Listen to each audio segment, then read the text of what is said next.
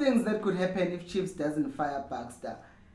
The first thing that will happen is riots. Guys, we do not want to see the same thing that happened at Moses Mabhida. And we've already seen people talk on Facebook, talk everywhere. Okay, fine. If you don't fire Baxter, we will fire him ourselves. I'm not one of those people, but I'm just saying people are so mad and they're saying they want to do it. And I believe them because they've done it before. When Kaizer Chiefs fans get angry, they tend to be out of hand and they do things that you didn't think they could do. Now, Chiefs could avoid that by firing Baxter, but now the thing is, it's been pointed out to they are just hesitant of firing Baxter because they know if they fire Baxter, then they will have to pay him. Now, the thing is, with that kind of payment, usually other managers can still be paid monthly. It doesn't have to be a once-off fee. And even if it was a once-off fee, at this point it seems like it's worth it. Because if you have fans taking chairs off the stands, banning things and destroying things, that's gonna cost more. And it's not just the cost of riots, because it's going to continue and cost us qualifying for the Champions League.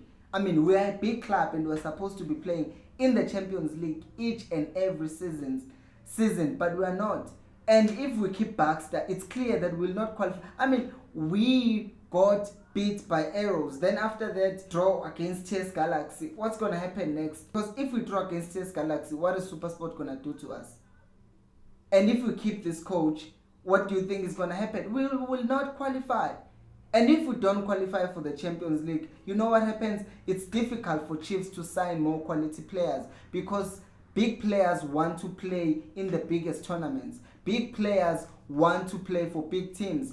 I will make an example. Luis Diaz was about to sign for Tottenham Hotspur, but Liverpool jumped in and said, we have the Champions League. We're already playing in the Champions League. We are competing for the league.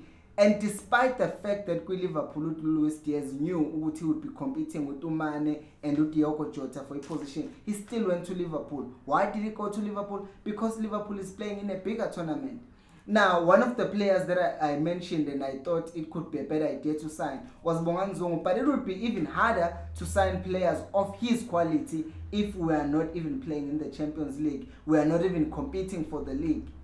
Right now, it's like we're competing to be in the top 4, which really means nothing because it's either you're number 1 or number 2. That's the very least that you get in terms of playing intercontinental football. Besides that, you're not getting anything. And the thing is, if you're not attracting good players, also the good players that you have will also leave the team. Because no one will continue playing for a team that is mediocre. Like Kaizer Chiefs is no longer Kaizer Chiefs. 7 years. If we keep Baxter, then we'll go to the 8th year, then to the 9th year. Then what are we? We're becoming a small team. All of these things are happening, and one of the biggest thing that is happening right now is the fact that right now Baxter is benching Hadebe, Mashiane, Ngcobo Nkosingphile, Ngcobo Njabul. What happens if you don't play a footballer is that they end up losing confidence. Because even when you do play them, they play for 15 minutes with the exception of yesterday, but the game was just dead. They couldn't even do anything. And if you come into the match and you are reserved and you don't make a difference, then you lose confidence because you feel like you suck. But it's because you were just thrown into the deep end and you were expected to perform miracles. And if you can't perform those miracles that you're expected to perform, your confidence drops. And if that confidence drops, look at the quality of those players. If those players lose the confidence, the next thing they lose the form. So that by the time we sign a new coach, we will already have players who do not have any confidence, players who will be out of form. And what will we do with players who are out of form and out of confidence? They will be useless to us, and as a result, we'll end up selling them. And by selling those players, that means we now have to buy more players. Now it has a ripple effect. It goes all around. You're damaging the current squad. And if you damage the current squad, no one will want to come into the team. And if no one comes to the team, the players that are within the team are also going to leave the team.